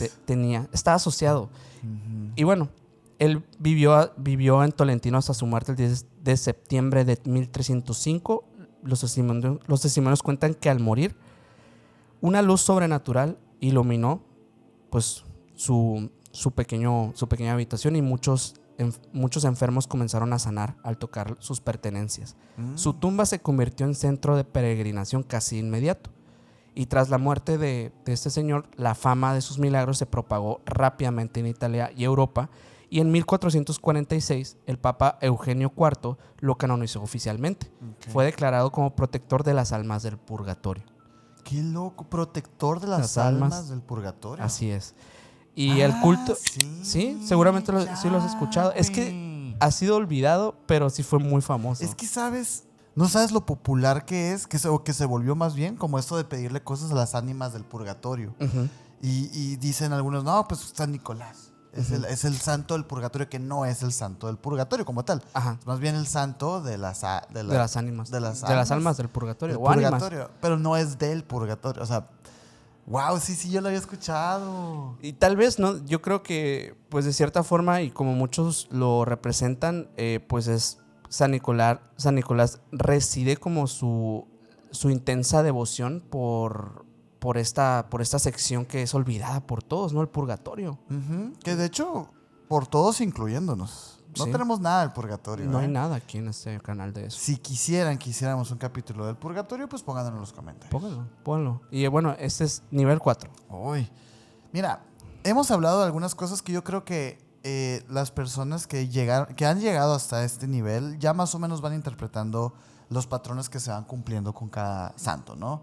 Milagros inexplicables, esto de las rosas, fenómenos asociados paranormales que suceden, testimonios, etc. El que te voy a contar yo, fíjate que rompe radicalmente con un punto esencial de lo que hemos estado estableciendo hasta ahorita. Y es una historia sorprendente, güey. Es sorprendente. Te lo voy a contar, voy a contar. Y es la historia de Santa Rita de Casia. Esta también pasa en 1381. Son historias muy, muy antiguas estas, ¿no? Esto pasa en Casia, en Italia, en una familia humilde. Ella nace, una familia humilde, pero muy devota, ¿no? En ese momento. Toda su familia eran católicos, eran cristianos y creían mucho en Dios. Ella desde niña mostró como una inclinación especial, a diferencia de sus padres, con la piedad. Era muy piadosa, ¿no? Pero sus padres en ese momento eran otros tiempos, ¿no? A los 12 años a ella la casan con un señor llamado Paolo Mancini. Un hombre que era violento, que era de un carácter como pues muy iracundo, era una persona mala, un hombre muy malo. Y bueno, Santa Rita, ella sufrió años de maltrato doméstico, un matrimonio espantoso, golpes, insultos, humillaciones constantes. Bueno, pobrecita Rita, ¿no? Ella se ofrecía en oración como una víctima para la conversión de su marido. O sea, ella, a pesar de sufrir estas cosas y de ser una niña de 12 años, ella se asumía como víctima y decía, por favor, convierte a mi esposo, que ya no sea así, ¿no? Finalmente, se le cumplió el deseo, pero de una manera distinta, porque Paolo, su esposo, fue desvivido. Pues sí se calmó. Fue desvivido en una venganza que se usaba en ese entonces, que se les llamaba vendetta, ¿no? Una venganza y los hijos de ellos, o sea, tanto de Rita como de Paolo, pues juraron una venganza también y pues una cosa llevó la otra. Rita rezó pidiendo que Dios los tomara antes de que cometieran este pecado mortal, que era el desvivir a alguien. Y pues ambos hijos y padre pues murieron después de una enfermedad. ¿no? Ok. Después de la vendetta y todo esto, pues terminó ella siendo viuda, sin hijos y derivando en el mundo. Y siendo muy joven realmente, ¿no? ¿Qué pasa? Ella ingresa a un convento, viuda, sin hijos, y pidió entrar como en este lugar, que era un convento agustino de Casia. Ahí las religiosas la rechazaron porque la vincularon con una familia de vengadores y traidores. Es como que no la querían, pues. Ok. Decían, Está no. asociada a algo negativo. Sí, pues ella, o sea, sí, eran otros tiempos, les digo, ¿no? Según la leyenda, esto que pasó se supone que fue real, ¿no? Esto, en una noche, de una noche de San Juan Bautista, San Agustín y de San Nicolás del Tolentino, aparecieron en la celda de esta señora Rita, que ya habían pasado algunos años, y la tomaron de las manos y la trasladaron como, digamos, milagrosamente al convento. Y en el convento, pues ya estando ahí, las otras monjas, fue como que, pues ya estás aquí. Entonces tuvieron que aceptarla. Pero se supone que ella apareció en el convento. Ok. Apareció milagrosamente en el convento. Y ella dijo que había sido San Juan Bautista, que había sido San Agustín y que había sido San Nicolás de Tolentino. Ok. Bueno. Podría ser una buena estrategia, pero... Sí, o sea, digo, te metes, te brincas. Y dices Ajá. para que te acepten, ¿no? Bueno, le salió el truco. A la renuencia de estas monjas. Las monjas no tuvieron más remedio que aceptarla. Pero ese no es el milagro por la que la trajo Claro, aquí. porque eso puede no ser un milagro. Ya en el convento, ella llevó una vida pues de penitencia extrema, porque a pesar de que ya la habían aceptado las monjas, pues la tenían en condiciones pues no... Entonces, de observación. Ajá. Vamos a ver. No deja tú, o sea, porque no podían ya correrla. Entonces la estaban haciendo como... Y no era una monja que ella como quería, tal. ellas querían que se fuera, Ajá. ¿sabes? O sea, ella sufrió ayunos, pero ayunos obligatorios. Ok. O sea, ella no estaba decidiendo hacer esas cosas, estaba durmiendo en unas tablas de madera, muy, muy feo, pues, ¿no?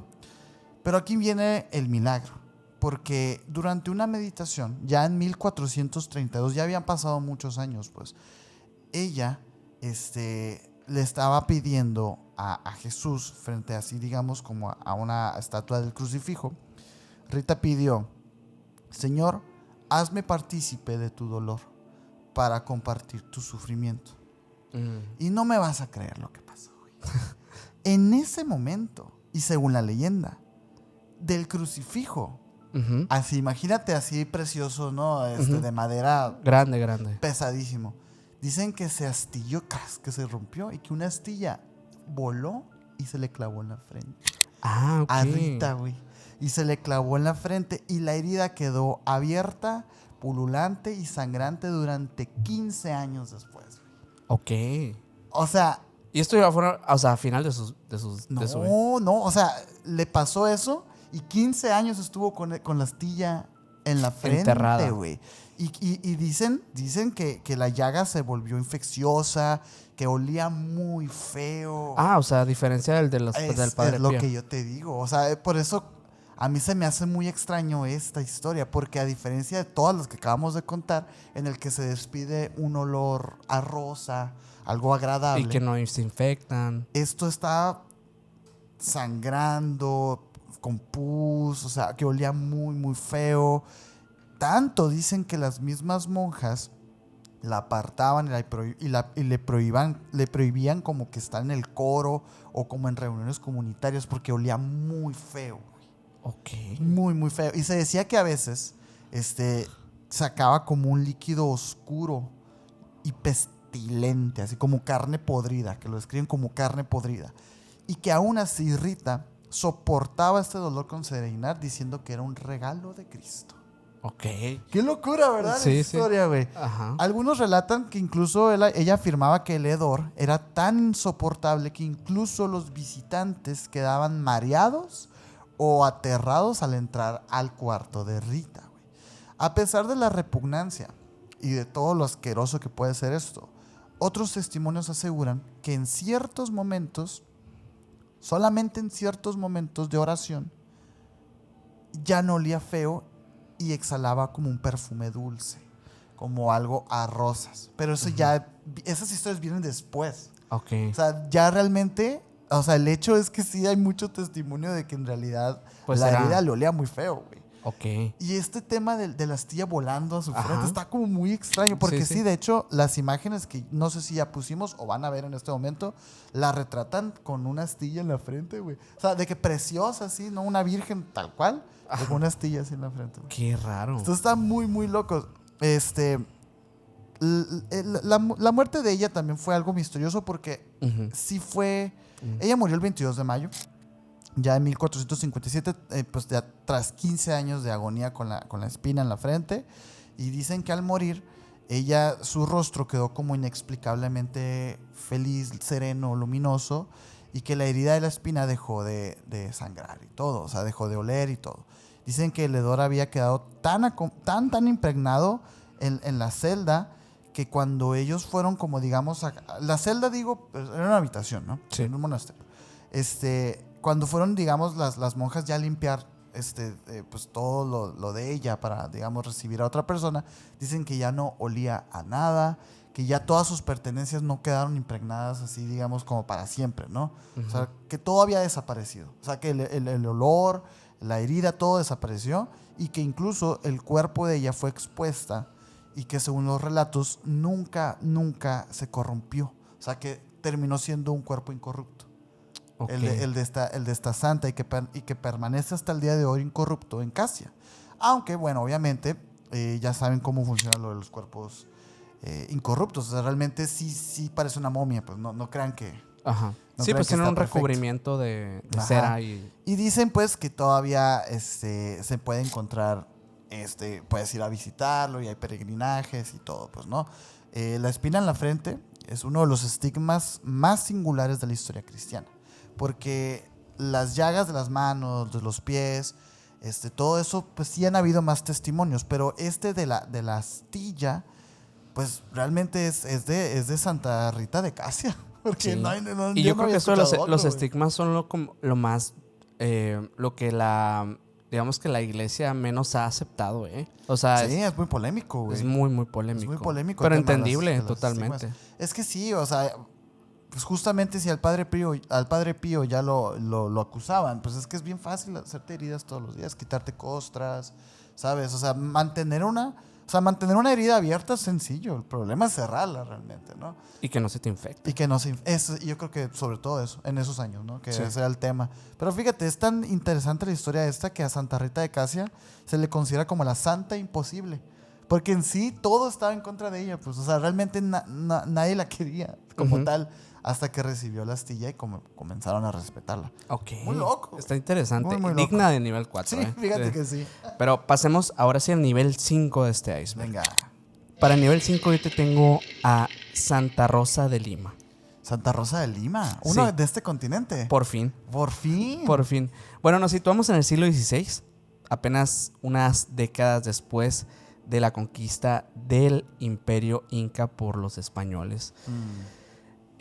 Lima, pues que fue fundada en 1535, se había convertido en la capital del Virreinato del Perú, que era un centro de comercio, de mestizaje y también de tensiones sociales espirituales, al igual que en casi todos los contextos que hemos hablado hoy. Y sobre todo acá, De este lado, Sí. esto no, por eso mismo no había pasado. Ajá. En este contexto, había muchos choques culturales también con creencias de la fe católica y pues ya sabes, ¿no? De las cuestiones, pues de las creencias, pues más las prehispánicas, mesoamericanas, etcétera, ¿no? Uh-huh. Ahí nació Isabel Flores de Oliva en 1586, quien luego sería conocida como Santa Rosa de Lima, la primera santa canonizada de América.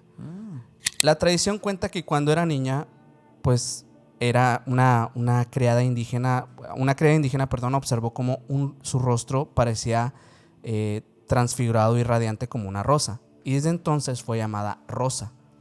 Su vida estuvo marcada desde pequeña por una inclinación extrema hacia la penitencia y la oración, al igual que muchos de estos santos. Mientras otras niñas jugaban, ella buscaba pues, la soledad de su jardín para rezar y leer de las vidas de otros santos, en especial la de Santa Catalina de Siena, a quien imitó profundamente en vida. Rosa llevó pues estas prácticas también, al igual que muchos de ellos, prácticas muy rigurosas de los ayunos, incluso autoflagelación también en el caso de ella. Dicen que usaba coronas de espinas. Y pues sí, estas las usaba ocultas debajo de su cabello. Y también dormía sobre tablas con clavos. La Que bestia, güey. de hecho pues las fabricaba así como podía y dormían sobre estas camas como penitencia. O sea, todavía más peligroso, pues. Hacía encierros voluntarios. Construyó una pequeña celda en el jardín de su casa donde pasaba días enteros en oración y aislamiento. Estas prácticas, lejos de ser secretas, eran conocidas por su familia y por las personas que rodeaban ahí la comunidad, que trataban incluso de moderarla, de calmarla un poco en esos temas, pero a la vez pues no tenía ningún éxito porque pues iba encaminada a esa fe tan rigurosa, tan fuerte. Y a lo largo de su vida Rosa reportó múltiples visiones y cuestiones místicas muy interesantes. Principalmente yo creo que las apariciones de Cristo y la Virgen María, con la que decía mantener diálogos extensos y muy Qué emocionante. muy íntimos con ellos. También otra cuestión que fue muy, muy polémica porque decía tener visiones apocalípticas de conflictos bélicos, castigos divinos, la necesidad de constante de dar una penitencia para salvar estas visiones que ella veía constantemente. Y también, obviamente, junto con ellas, las luchas contra las entidades demoníacas, ¿no? Que aseguraba ser atacada por fuerzas malignas constantemente que intentaban tentarla o asustarla durante las noches. Un testigo relató, de hecho, en una ocasión que Rosa gritó: Señor, multiplica mis sufrimientos si con ello logro salvar un alma del infierno. Aunque muchos, pues en aquel tiempo admiraron esta lealtad o esta rigurosidad ante su fe, Rosa no ingresó formalmente a un convento. En cambio, tomó el hábito de la terciaria dominica, que es lo que es vivir como consagrada, pero en su propio domicilio, en su propia casa. Desde ahí se convirtió en un centro de espiritualidad en Lima. Pues aconsejaba a vecinos, autoridades, cuidaba a enfermos, a pobres que pues algunos no tenían viviendas, reunía al pueblo, a personas pues que fueron haciéndose devotas de ella poco a poco, y a pesar de su reclusión su fama trascendió pues mucho más allá de las fronteras e incluso se volvió a nivel mundial una santa muy popular.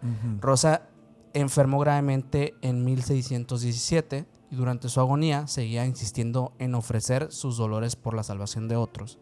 Murió el 24 de agosto de 1617 a tan solo 31 años de edad. Bien joven. Sí, en casa de don Gonzalo de Maza, que era un protector de ella. Su entierro fue pues algo también igual grandísimo. Toda Lima se volcó a despedirla y muchos aseguraron que su cuerpo emanaba también esta fragancia. Olor a rosa. A flores. Uy. Su fama, de hecho, llegó muy rápidamente por aquellos años. Fue beatificada en 1668, apenas unas décadas después, por Clemente IX. Y en 1671 el Papa Clemente X la canonizó, convirtiéndola en la primera santa de América. Fue proclamada como patrona de Lima, del Perú de América y de las Filipinas. Órale, güey. Pues qué bueno. Sí. Oye, enhorabuena por ella, ¿no? Enhorabuena.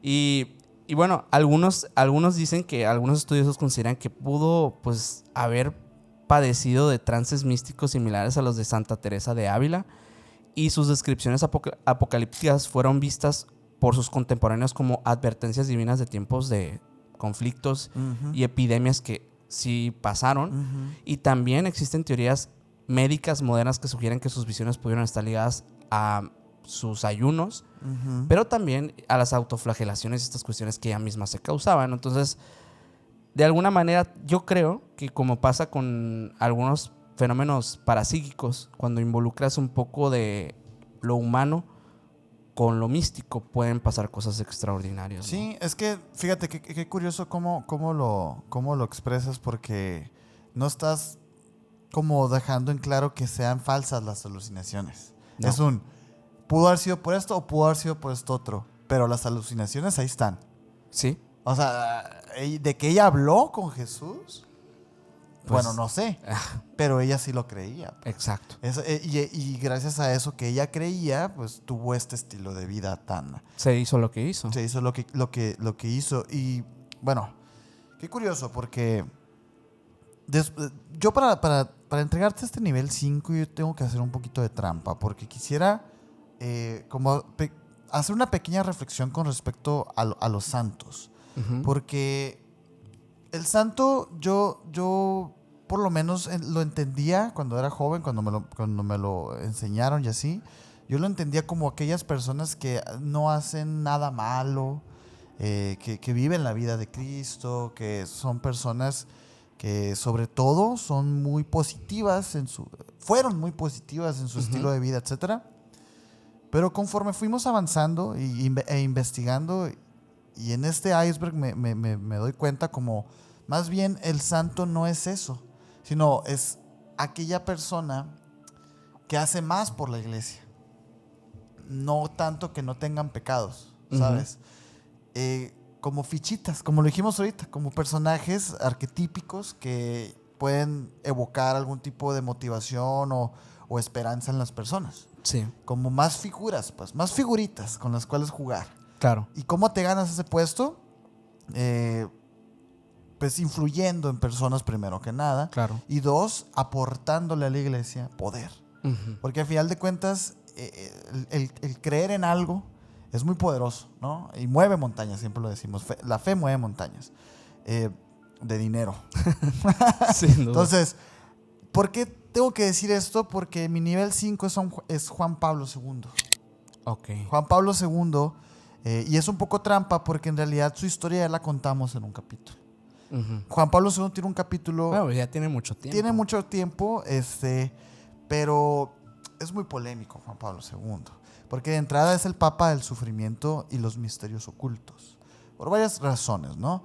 Él nace en Wadowice, Polonia, en 1920. Realmente él se llamaba Karol, y me rehúso a decir el apellido porque es un apellido muy difícil. Ujú. Que de hecho, en aquel capítulo, como que Lo tratamos lo de practicamos. lo practicamos y lo tratamos de decir lo mínimo porque es un apellido un poco complejo para nuestra lengua, ¿sabes? Ujú, claro. Su madre muere cuando él tenía 9 años y poco después también fallecieron su hermano y su padre. Él ya desde joven sufrió bajo la ocupación de los alemanes de ese entonces Ujú. en Polonia. Ujú. Y ya sabemos que en Polonia fue fue el primer ataque que desató la Segunda Mundial. Entonces, él trabajaba en fábricas para sobrevivir. Así tal cual como la lista de Schindler, Ujú. en donde hay alemanes que contratan personas que son básicamente esclavos, pues. Ujú. Y pues de eso sobreviven. Y desde esa época, él comenzó a tener como experiencias ya místicas, relatos cercanos, lo describen como un joven que rezaba por horas, en soledad, con una intensidad que impresionaba incluso pues, a los maestros espirituales que él tenía en ese momento, a los padres de las iglesias, etcétera, pues, ¿no?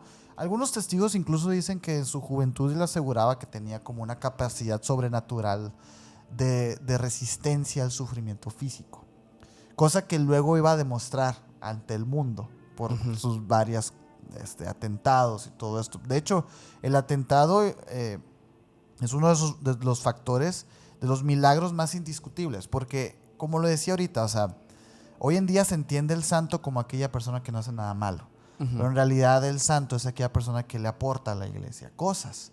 En ese sentido, pues Juan Pablo II canonizó a muchos santos, y parte también fue polémico porque en sí muchos de estas personas que fueron canonizadas tenían en esta lista de espera siglos. Ujú. Tenían muchos años en el que pues estaban esperando una beatificación, una canonización de un papa, y Juan Pablo empezó como a firmar un montón. Ujú. Y muchos de estos procesos se hicieron más laxos, un poquito más llevaderos, y cosas que a lo mejor no eran tan analizadas como un milagro real, Ujú. pues se tomaban burocráticamente y decían, así es, y así, ¿no? Ujú. Claro. Y en sí, muchos de estos santos tienen milagros muy similares. Ujú.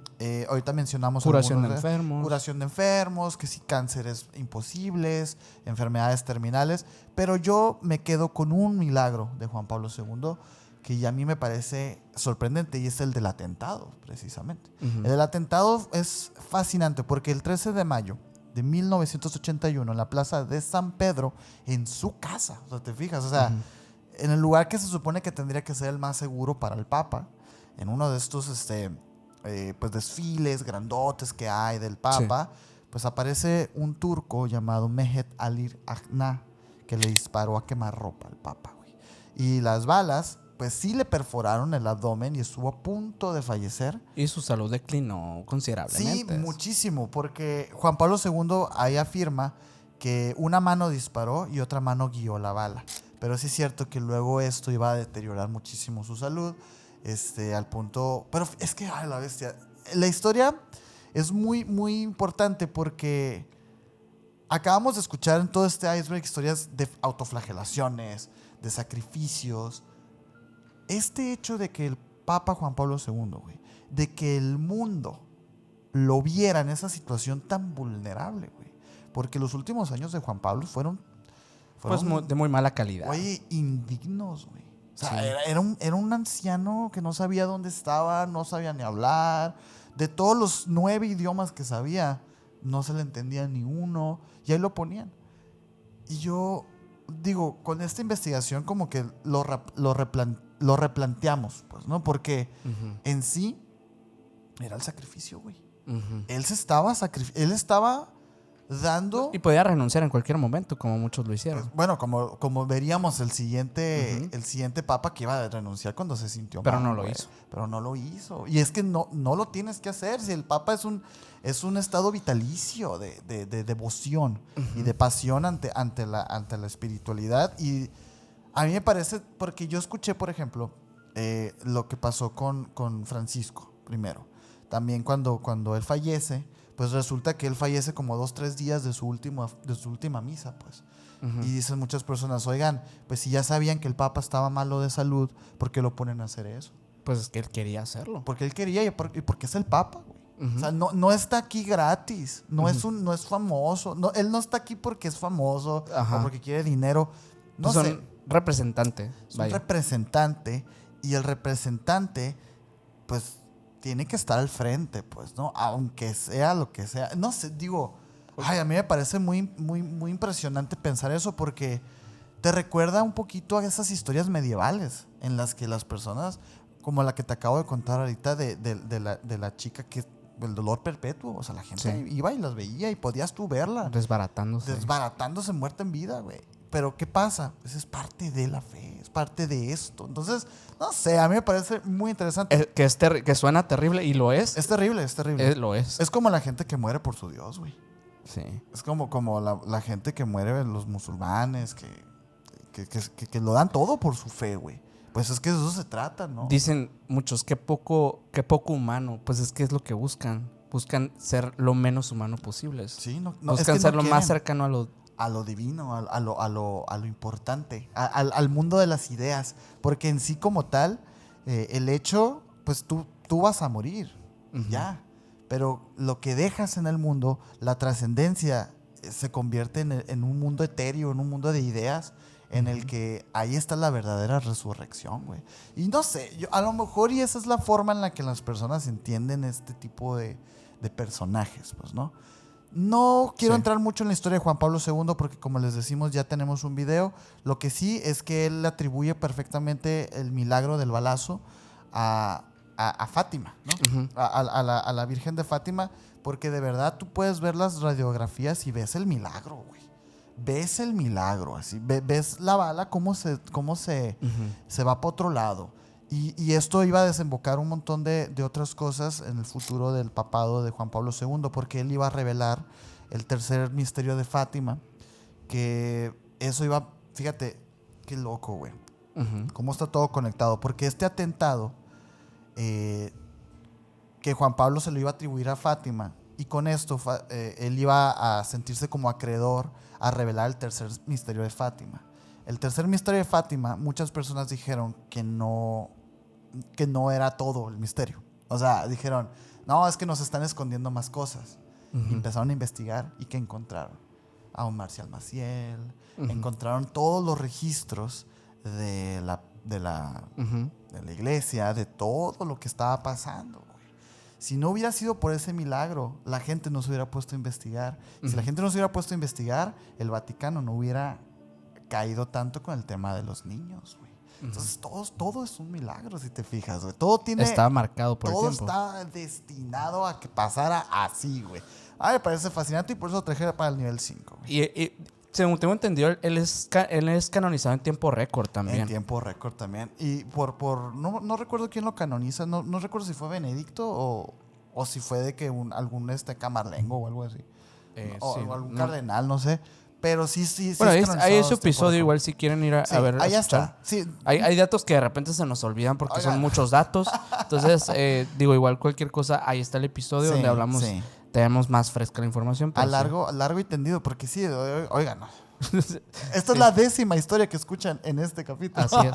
Así que Pero muchachos. con esto, de hecho, concluimos el Sí, iceberg. así es. Muchísimas gracias por llegar hasta este punto. Pues ha sido un iceberg muy interesante. La verdad es que me sorprendió. Muchos datos. Me pareció una manera muy, muy acertada de haber abordado en este formato la vida de estos personajes, porque son...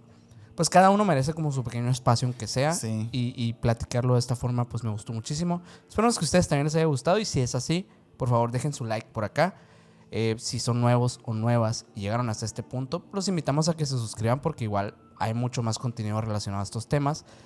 Nos pueden seguir en todas las redes sociales como Emisiones Podcast. A mí me pueden seguir como Minor Cordón en Instagram. A mí como Castillón Sergio en Instagram y a San Mike como MikeGal99 en Instagram. Y el señor tiene 2 canales de YouTube para que vayan y lo sigan, por favor. Así es. Y bueno, recordarles nada más a las personas que están en los miembros del canal que va a haber un nivel secreto de este iceberg. Así que los esperamos por allá. Muchísimas gracias a todos los que están por esa sección también, porque ya saben que es otra manera de apoyar este proyecto. Si no eres miembro, te invitamos a que te unas a través del link que vamos a estar compartiendo aquí en el chat, pero también si estás ya viéndolo después de que se estrenó el episodio, en la descripción siempre aparece el link. Entonces ahí fácilmente puedes ver los niveles que quieras y pues disfrutar de un montón de contenido exclusivo. Esperemos que no se hayan enojado. Así es. Con nada. Yo creo que ya pasaron esos tiempos de que la gente Yo se creo que sí, enojaba, yo ¿verdad? creo que sí.